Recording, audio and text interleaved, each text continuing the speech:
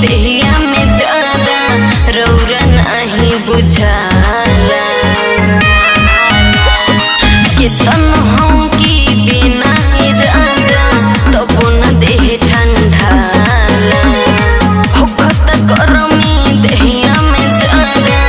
रौरा नहीं बुझाला लगे ठंडा करे जजुरा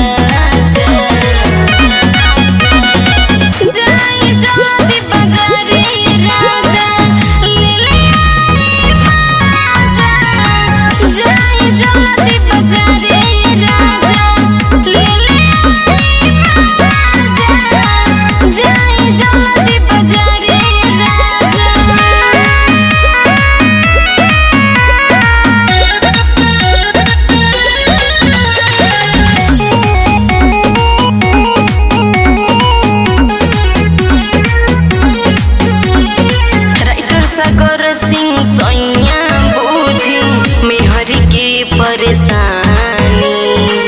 एही लोगे देखो तानी